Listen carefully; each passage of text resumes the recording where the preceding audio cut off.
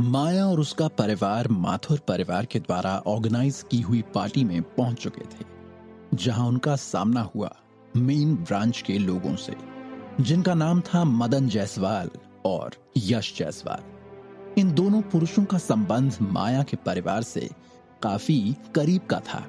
बेशक ये सिर्फ एक खून का रिश्ता था। मदन जायसवाल पूरे जायसवाल ग्रुप और फैमिली के पितामह माने जाने वाले विभोर जायसवाल का बेटा था। माया के दादाजी किशोर और विभोर सगे भाई थे। विभोर जायसवाल और किशोर जायसवाल जब से युवा थे तब से ही पितृसत्ता के पद के लिए लड़ रहे थे। हालांकि किशोर जायसवाल की एक गलती ने उसे अगला कुलपति बनने का मौका खोने के लिए मजबूर कर दिया था। परिवार में उसका साथ देने वालों ने भी उस पर आरोप लगाया और विभोर जायसवाल का समर्थन करने लगे। विभोर जायसवाल आधिकारिक तौर पर परिवार के मुखिया बन गए थे और किशोर जायसवाल के परिवार को जायसवाल ग्रुप और मेन जायसवाल परिवार से निष्कासित कर दिया गया था। तब से मदन जायसवाल और उसका बेटा यश जायसवाल ही जायसवाल ग्रुप की मेन ब्रांच को संभालते थे, विभोर जायसवाल के साथ मिलकर। भले ही किशोर जायसवाल मदन जायसवाल के दूसरे चाचा थे, लेकिन उसके मन में किशोर के लिए जरा भी सम्मान नहीं था। वो पूरी तरह से किशोर जायसवाल को एक भिन्न दर्जे, एक निम्न दर्जे का व्यक्ति मानता था। और आज यहां पार्टी में भी वो किशोर जायसवाल और उसके परिवार का मजाक ही बना रहा था। अरे मिकी, अब जब बब्बर परिवार दिवालिया हो गया है तो तुम्हारे पास एक धनी परिवार की पत्नी बनने का बहुत ही अच्छा मौका है। मदन जायसवाल ने माया को उपहास से देखा। किशोर जायसवाल के परिवार में केवल उनकी पोती की ही कुछ प्रतिष्ठा थी। दुर्भाग्य से उसका भाग्य अच्छा नहीं था। यश जायसवाल ने भी माया की ओर देखा। सच कहूं तो वो इस चचेरी बहन से वास्तव में चकित था, जो खून से संबंधित थी। वो पुणे शहर में एक प्रसिद्ध सुंदरी थी। बहुत से लोग माया से शादी करना चाहते थे, लेकिन वो अपने सबसे बड़े लाभ का उपयोग उन कुलीन परिवारों से चिपके रहने के लिए करने को तैयार नहीं थी। पुणे शहर की 4 सुंदरियों में माया का दर्जा सबसे नीचे था। इस स्थिति में भी उसे परिवार की मदद के लिए अपने अच्छे लुक्स का इस्तेमाल करने की जरूरत नहीं पड़ी। तुम चाहो मिकी तो मैं तुम्हें किसी से मिलवा सकता हूं। हो सकता है कि कोई रिच यंग बैचलर तुमसे शादी करने के लिए तैयार हो जाए। माया को मिचली आ रही थी। मदन वास्तव में काफी बेशर्म था, वरना अपनी भतीजी से कौन इस तरह बात करता है। जब भी वो मिलते थे, मदन हमेशा ही उनके परिवार का मजाक उड़ाता था और उन्हें कहीं भी चेहरा दिखाने लायक नहीं छोड़ता था।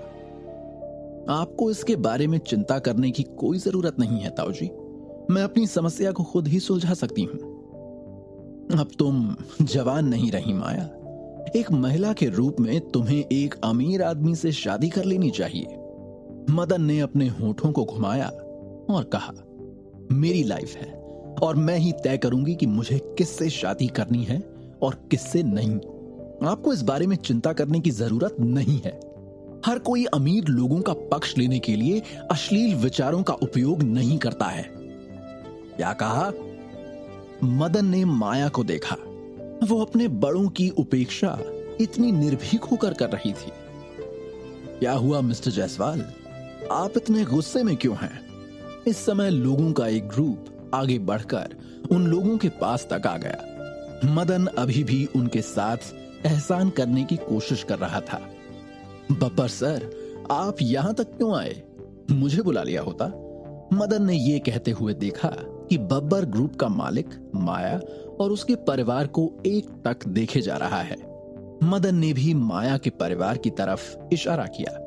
मुझे क्षमा करें, ये सब तो ऐसे ही कुछ अनइम्पोर्टेंट लोग हैं।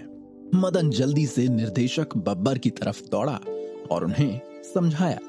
यश ने माया और अन्य लोगों को देखा और कहा, ये ड्रैगन प्रॉपर्टी के निदेशक मिस्टर त्रिलोक बब्बर हैं। आप सभी को उनका सम्मान करना होगा। अपने पिता की तरह बोलना समाप्त करने के बाद उसने भी जाकर त्रिलोक बब्बर को घेर लिया।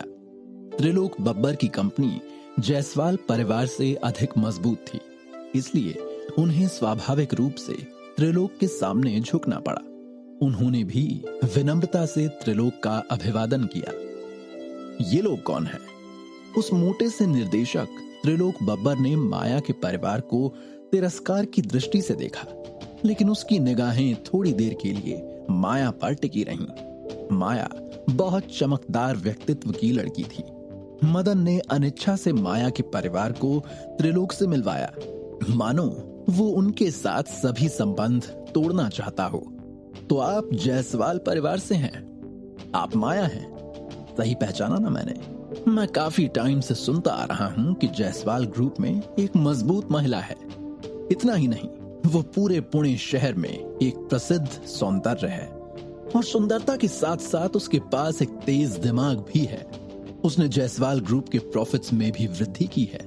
3 साल में 3 गुना प्रॉफिट्स कमाए हैं जायसवाल ग्रुप ने उसके कारण। वो बिजनेस में बहुत सक्षम है। त्रिलोक बब्बर ने माया को कामुक दृष्टि से देखा। माया के कपड़ों से उसके खूबसूरत फिगर का पता चल रहा था।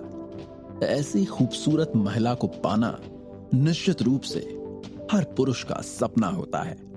मदन ने त्रिलोक की निगाहों पर ध्यान दिया और उसकी आंखें चमक गईं। वो जल्दी से चिल्लाया, मिकी, फौरन इधर आओ और मिस्टर बब्बर से आकर मिलो। जायसवाल परिवार में ऐसी कई परियोजनाएं हैं जो सभी निर्देशक बब्बर के समर्थन के लिए रुकी पड़ी हैं। माया को घृणा हुई। त्रिलोक मुस्कुराया। उसके चेहरे का सारा फैट मानो एक साथ एक ही जगह पर इकट्ठा हो गया था और मदन वास्तव में चाहता था कि वो ऐसे व्यक्ति से आकर मिले और उसे एंटरटेन करे। माया ने अपनी बाहों को क्रॉस किया और ठंडी निगाहों से त्रिलोक की तरफ देखा और मन ही मन उसने सोचा, कार्तिक, तुम कब आ रहे हो? जल्दी आओ ना। माया के ठंडे तरीके ने त्रिलोक को अपने होंठ चाटने पर मजबूर कर दिया। अगर वो उसे जीत लेता है, उसे हासिल कर लेता है, तो उसके पास उपलब्धि की एक बड़ी भावना होगी। हालांकि उसने सुना था कि माया का तलाक हो चुका है और उसका एक्स हस्बैंड एक बेकार व्यक्ति था। इससे उसके मन में माया की छवि भी कुछ ज्यादा खास नहीं थी, क्योंकि देखा जाए तो वो वास्तव में माया को हासिल कर अपने साथ रखने वाला पहला इंसान नहीं होगा। मिस जायसवाल, क्या इस पार्टी में आप मेरे साथ ड्रिंक्स लेंगी? त्रिलोक बब्बर ने माया के संपूर्ण फिगर को कामुक दृष्टि से देखा। माया ने घृणा से अपना सिर घुमा लिया। वो थोड़ा नाखुश था कि उसकी इतने बड़े ओहदे और ताकत वाले त्रिलोक बब्बर की यूं उपेक्षा की गई। देखा जाए तो माया बस एक छोटे से परिवार की महिला थी। ये उसका सम्मान था कि त्रिलोक जैसे बड़े इंसान ने उसे अपने साथ ड्रिंक्स लेने के लिए पूछा। त्रिलोक बब्बर माया जैसी सुंदरता को छोड़ने को तैयार नहीं था। उसने मदन से कहा, मिस्टर जायसवाल, क्या जायसवाल परिवार के लोग इतने असभ्य हैं? मदन ने झट से त्रिलोक को खुश करने की कोशिश की। उसे चिंता थी कि निर्देशक बब्बर नाराज हो जाएंगे, इसलिए उसने कहा, मिस्टर बब्बर, आप गलत समझ रहे हैं। काफी टाइम पहले ही इनके परिवार को हमारे मुख्य जायसवाल परिवार से निकाल दिया गया था। हालांकि उनका सरनेम जायसवाल है, लेकिन उनकी पोजीशन बहुत लो है। त्रिलोक बब्बर सार्थक रूप से मुस्कुरा दिया, लेकिन मदन के मन में बहुत ज्यादा क्रोध था। उसने महसूस किया कि माया वास्तव में नहीं जानती थी कि वर्तमान स्थिति पर कैसे रिएक्ट करे। शहर के पूर्व में जो मेरा प्रोजेक्ट है, उसमें मैं जायसवाल परिवार को अपने साथ सहयोगी बनाने के लिए राजी हो सकता हूं। त्रिलोक ने माया के नाजुक शरीर को बिना किसी संयम के देखा। इसके पीछे का अर्थ बिल्कुल स्पष्ट था। मदन ने स्वाभाविक रूप से समझ लिया था कि निर्देशक त्रिलोक बब्बर के कहने का क्या मतलब है। उन्हें जायसवाल परिवार के लिए प्रोजेक्ट मिल रहा था, इसलिए त्रिलोक को माया देना हर तरह से फायदे का ही सौदा था। मिकी, तुम्हारी हिम्मत कैसे हुई कि तुम द त्रिलोक बब्बर को दुखी और नाराज करो, उनके इनवाइट को इस तरह रिजेक्ट करो? अभी के अभी मिस्टर बब्बर से माफी मांगो और फिर उनके साथ अंदर जाकर ड्रिंक्स लो। मदन ने आदेश दिया। ताऊ जी, आप अपनी मर्जी से दूसरों की चापलूसी कर सकते हैं, लेकिन उसमें हमें शामिल ना करें। हम आपसे अलग हैं। केतन ने एक कदम आगे बढ़ाया और मदन को ठंड से देखा। केतन, तुम्हें इन सब के बीच में बोलने का कोई हक नहीं है। जाओ यहां से, यश ने उपहास के साथ कहा। वो परिवार के मुखिया का पोता था और उसका दर्जा बहुत ऊंचा था। माया के परिवार को मेन ब्रांच से निकाल दिया गया था और शायद इसलिए यश को हमेशा लगता था कि वो दूसरों से श्रेष्ठ है। केतन का चेहरा पीला पड़ गया। मेन ब्रांच का कोई भी व्यक्ति अच्छा व्यक्ति नहीं था। उसने अपने परिवार की खातिर अपनी बड़ी बहन को धोखा दिया था।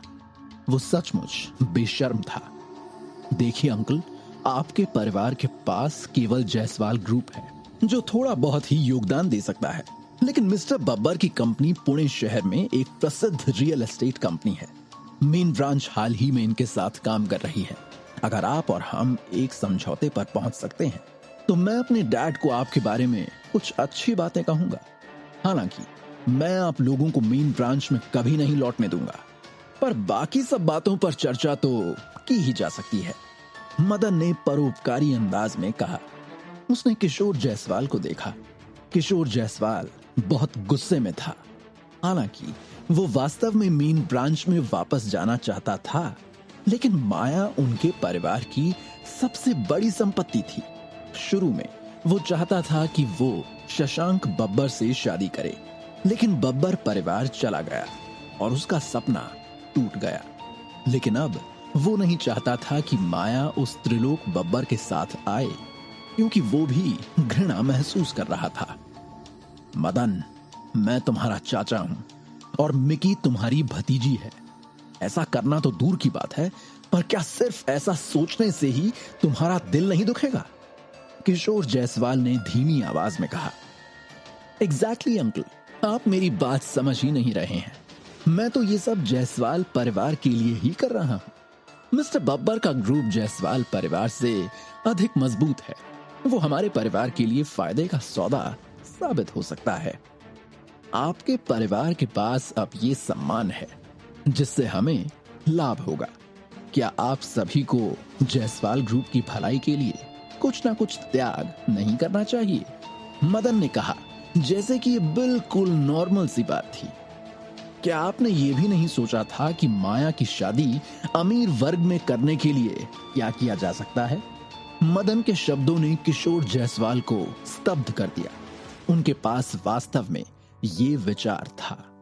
उदाहरण के लिए शशांक बब्बर। दुर्भाग्य से बब्बर परिवार चला गया था, लेकिन मैंने सुना है कि माया की शादी पहले एक बेकार व्यक्ति से हुई थी। इससे उसने अपने मूल्य का एक हिस्सा तो खो ही दिया है। अब जब मिस्टर बब्बर ने उसे पसंद कर लिया है तो आपको खुश होना चाहिए।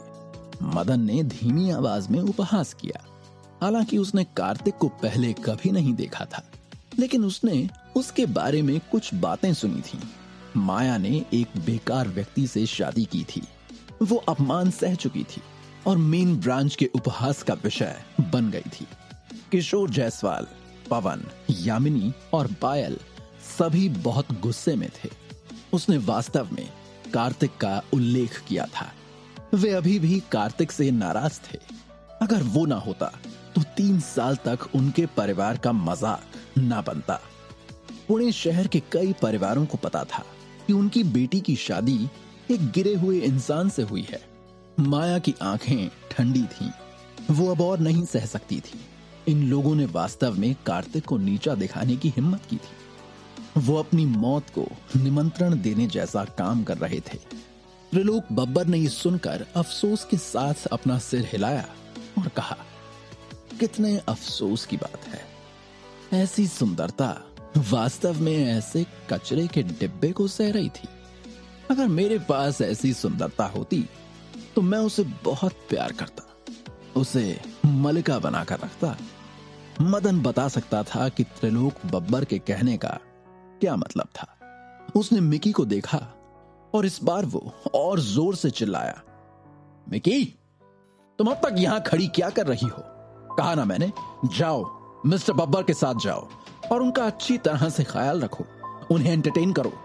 अगर तुम मिस्टर बब्बर की अच्छी देखभाल करोगी तो तुम्हें इसका कुछ प्रॉफिट जरूर मिलेगा। बिल्कुल सही डैड, एकदम सही कह रहे हैं। ये तुम्हारा मौका है हवाओं को अपने रुख में मोड़ने का, चीजों को अपने फेवर में बदलने का। यश ने अपने पिता की हाँ में हाँ मिलाते हुए कहा। माया ने दांत पीस लिए। ये शब्द वास्तव में उसके ताऊजी और चचेरे भाई ने कहे थे। माया ने किशोर जायसवाल, पवन और अपने बाकी परिवार वालों को देखा जो एकदम चुप खड़े थे। फिर उसने वहां मौजूद बाकी लोगों को देखा और तब उससे रहा नहीं गया और उसने अपने परिवार की तरफ मुड़ते हुए और मदन और यश की तरफ इशारा करते हुए कुछ मजाकिया अंदाज में कहा, देख रहे हैं, ये मेन ब्रांच है जिसमें आप लोग हमेशा से लौटना चाहते हैं। अब क्या कदम उठाएगी माया? क्या माया का साथ देने कार्तिक सही वक्त पर पहुंच पाएगा?